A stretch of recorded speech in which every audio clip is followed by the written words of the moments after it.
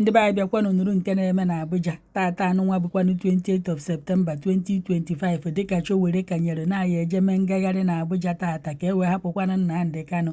Onye ka a na-akọwa na fa apụtagokwa wee na-emenya bụ ife, mana ebe ụnụfụ kịta dụkọ mgbe fa ka pụtara apụta na ndị mmadụ ebubeghị ibu wee na-akọwa na ndị uwe ojii jụkwana na ya emenya bụ ife fa na ndị ụlọ ikpe unu makwa na fa kagburu nya bụ ife si na achọghị ya na achọghị ka emebisie ife na Abuja ife dịka National of Assembly na ebe a na-agba asọlọ ka ebe anụnwa Chiowere sikwana na fa ya nọ wee mekwana nya bụ ngagharị na-ekwuru na achọghị ya maka imebisi ife, mana Chiowere kwechirisie ike nyaahụ si na ya emeriri ya na ọ chọkwana ka ndị mmadụ pụta n'igwe at least ka fa ruo ife ruru 1 million ka fa wee jee nya bụ ife.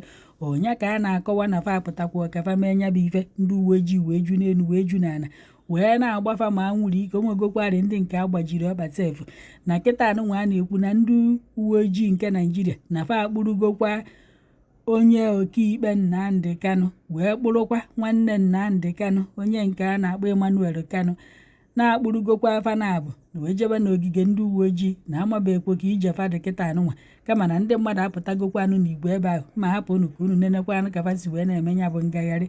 Mana ndị uwe ojii juru ebe niile na-agba ma anwụrụ ọkụ na-agbanye ime egbe nke bụ na-akọwa na-agbazi ụfọdụ mmiri ebe ahụ ndị nke ekute nwuzikwana ume maka nya bụ anwụrụ ọkụ a na-agba n'elu wee na-akọwa na ụzọ niile dị na Abuja na-emechiri emechi asị na ụzọ aga adịrị aga nya na ndị uwe ojii juru ebe niile na ọ bụrụ niile eje ife dịka afịa ma ọ niile eje nke nwa o wee bụrụ na ọsaịdị ebe anyị na-eme ife anụnwa na onwe dịrị ka ihe eti wee gaa ụzọ na ụzọ mechiri emechi ma hapụkwa unu ka unu gee kafasi wee na-eme nya bụ ife na kịta anụnwa a na-ekwuzikwa na-enwegokwa ndị uwe ojii ekporo, mana onye nke bụ Chiowere ndị uwe ojii akpụrụ ọkụ ya n'ọzịkwa ndị ọkpọ wee pụta bụzikwa ndị uwe ojii ganyere aka n'ukwu wee kpụrụ wee ghaa azụ.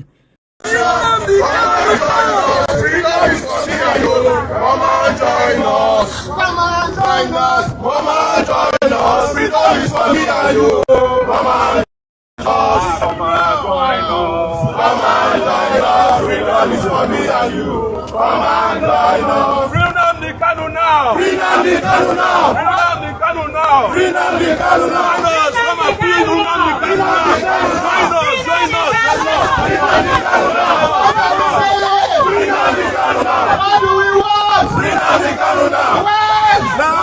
When? Now! When? Now! When? Now! When? Now! What are we asking?